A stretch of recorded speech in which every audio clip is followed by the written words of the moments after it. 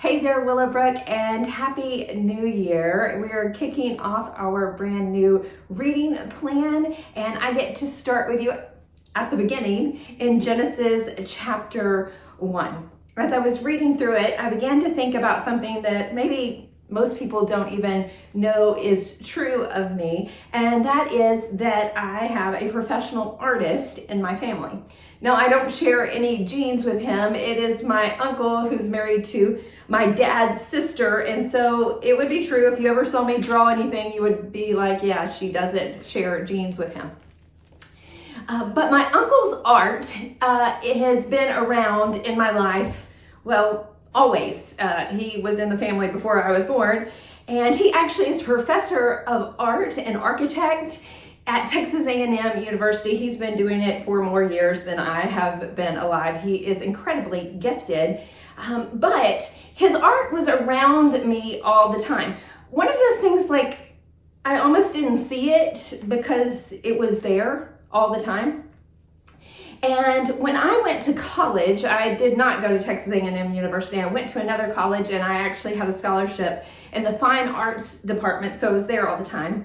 And one day I walked into the fine arts building, and there on the gallery walls was new art. They were always hanging people's art. There was guest artists that were there, but this art looked incredibly familiar to me. And I walked up, and there is the placard next to the art, and it is my uncle. It is his art on the wall. I mean, I went bananas. I could not believe, like, I knew him. I didn't know him. I was related to him. And I had been around his art always, but apparently people liked it. I mean, it's on the gallery walls. And that art hung there for maybe 6 months or more. And every time I was in the fine arts building, I would stand in front of that art and I would just study it. Because all of a sudden I saw it so differently than I had seen it before. And I think that sometimes that's how we treat the creation story. It is a true work of art, but because we've just always been around it, because we kind of even take it for granted, we don't notice the intricacy, the design, the shadings, the absolute masterpiece that God created when He created everything. And so what I wanted to challenge you with today, as you read through Genesis chapter 1 through chapter 2, verse 3, which is our reading today, I want you to think about what God has created, how He has separated light and dark, land and water, how He put in incredible complexities, things about the way the human body works, the way that vegetation would grow, even the water cycle. God designed this incredible creation in such a way that even the smartest people still are just astounded by.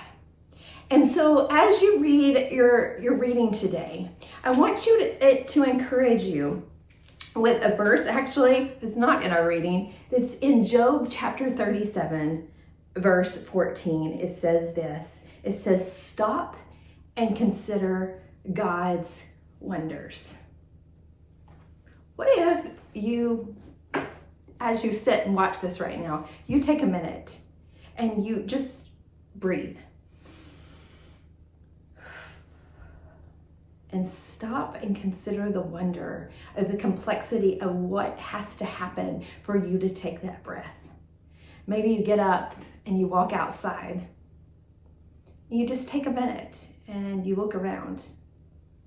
You feel and you hear and you smell. And you stop and you consider the wonders. Listen, our world has been deeply affected by brokenness and sin. But the goodness of God, and God said it is good, the goodness of God is still evident in creation. And so today, stop and consider God's wonder and His creation. I think that you'll see things you may have never seen before or appreciate it in ways you may have never appreciated it before, because we have a good God who is crazy smart. Like, that's not the right word. There's not a good word for just the absolute astounding nature of our creative God and what he did to make all this be out of nothing, and for how he holds it all into place. Willowbrook, I love you, and I hope that you'll have a happy day and a happy new year.